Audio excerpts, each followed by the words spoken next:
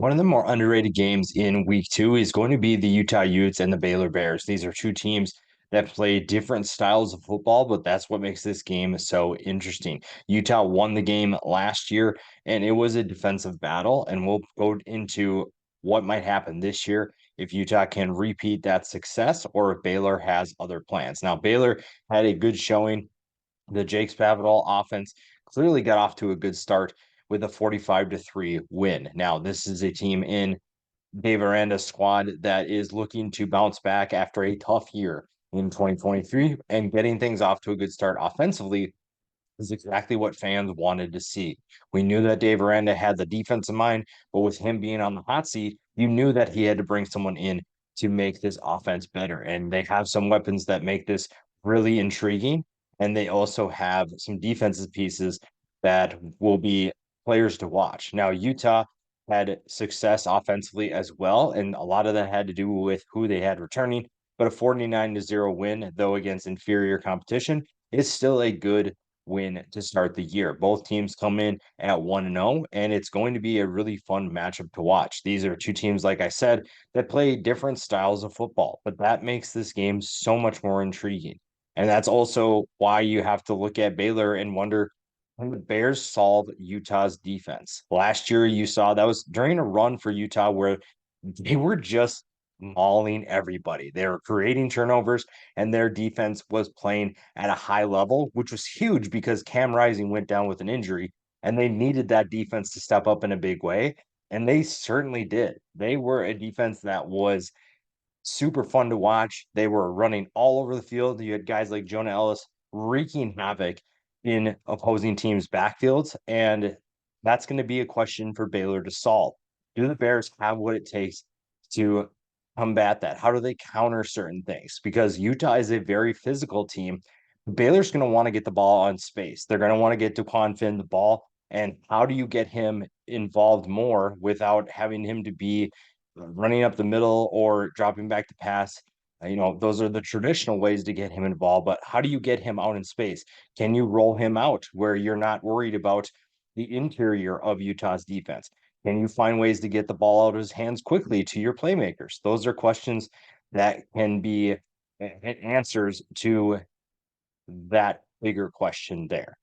For Utah, it's going to be, can the passing attack keep up this pace? Now, having Cam Rising back is huge, but is that what they want to be this year? Now, Andy Ludwig has done a good job of adapting to his personnel, and you have a good group of pass catchers for Cam Rising to hit downfield.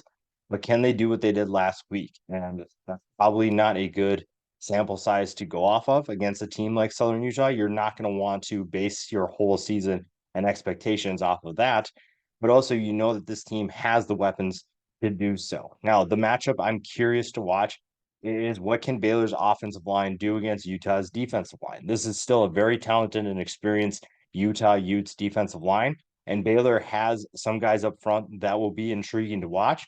And it's going to be the Baylor offensive line is going to really dictate how well this team does in 2024 and in the Big 12. That's going to be a big thing for Baylor, and it's going to help this offense quite a bit because, again, you have plenty of skill position talent that can make things really fun and really explosive. But if your offensive line can't block, it doesn't matter. This gives you kind of that option to show your physicality, to show the level that you're willing to go to win football games. And Baylor's offensive line is where things start. Now, Utah is a 14-point favorite at the time I'm recording this. And a big reason is going to be Cam Rising. When you look at what Cam Rising did in 2023, you had a lot of questions about his health. He obviously did not play in 2023, but you saw his impact on this team. You had to go through multiple different quarterbacks, and now both of those quarterbacks are gone. So an impact player, very much so. Cam Rising is one of those players that if he is out, you are going to see an impact. And you saw that last year. You saw Utah's offense look very different, and they did not have as many options like Cam Rising. So his health is vitally important to this team. And it's going to be fun to see what he can do now that he is back. When you look at what he has, we talked about the options he had downfield. You bring in guys like Dorian Singer from the transfer portal, Grant Keefe comes back from an injury himself. You have certain players that did not play roles last year, playing very prominent roles for this team. Dejon Stanley had a big game last week as a runner and as a pass catcher. So that's definitely another aspect. This is a Utah team that still wants to run the football, and they have an offensive line that loves to be physical and wants to continue to establish the run on the rock. And I think that they're still going to try to do that. That is their identity. They are a physical team, but they could also sprinkle in some more passes. You kind of saw again, it's so hard after week one. Week one is one of those things where you can't lean too much into it, but you also have to take some of that and think, what if? It's almost that's what you have to do. You have to think, what if Utah tries to throw the ball more? Can they do that? Do they have the personnel to make that happen? Those are going to be big questions there. The defense, like I said before, a very good group. Van Villinger had a good game last week, and he is one of those veterans that I mentioned before that will make a big time impact. Smith Snowden is a player that's emerging as a cornerback. I think Utah fans are very familiar with him, but he is going to have his hands full with the Baylor playmakers. And this is a Baylor team that has, I think they have some players that are still relatively under the radar, and that's going to make them really fun if they find ways to break out. Now, DeQuan Finn coming in from Toledo was one of the more intriguing transfers that we saw this year. He is a guy who has dual threat abilities, really improved as a passer in 2023. And I think that he is a really good fit for Spavital's system. Had a solid week last week with 192 yards and 2 touchdowns through the air. He had 19 rushing yards and 1 touchdown on the ground. So you obviously not the most explosive performance, but at the same time, you didn't necessarily need him to be.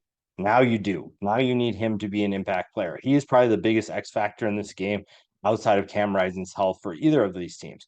Finn's ability to make plays on the run, get the ball out in space, and really just escape pressure is what's going to either dictate if Baylor can win this game or if they're going to struggle like they did last year. I think he is a big difference maker, and he'll be good with his arm, but he's also going to be really important with his legs. Joining him in the backfield, Richard Reese is kind of a name that is forgotten coming into this year. He is looking to bounce back and show people what he could do as a freshman, show that he can do that again. Ketron Jackson had a big week, but again, we don't really know who's going to be that go-to wide receiver yet. He is definitely one of those players. Monterey Baldwin could be one of those guys we saw from last year. You saw a number of players that could fit into that role. It's just a matter of who's going to step up. Now, the defensive side of things, the front six, front seven, whatever front they're going to go with, they have lots of potential. And guys like Steve Linton are a perfect example of that. A guy who started at Syracuse, goes to Texas Tech, and now is at Baylor. He is someone that I think could have a really special season if he figures it out in Dave Aranda's system. And I think that's going to be really fun to watch. Matt Jones is that leader. He's that steadying force that you need in a defense. And he's going to be a big playmaker as well. So this is a really fun matchup because of the different styles, but you also have different players that can play similar roles for both teams. Cam Rising and DeQuan Finn are probably the two biggest X factors for each of their sides, but for different reasons. And it's going to be really fun to watch both of these teams. Now, if Rising stays healthy and this defense continues doing what it's doing, I think that Baylor's in for a long night. This one, a long day, I should say. The one thing that really could change things is Finn's ability to handle that pressure. Again, his ability to run. He's not the most explosive runner, but he is a capable runner.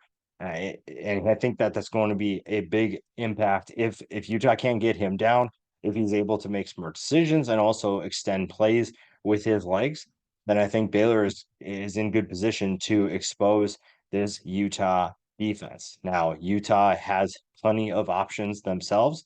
So this is what makes this game so intriguing. I think we're in store for another close game. And I think Utah is still, there's a reason why they are picked to win the Big 12. I think that they are going to win this game. I think it's still going to be close, but don't be surprised if Baylor has a few things up their sleeve and if Utah has to adjust to the different way that Baylor is playing.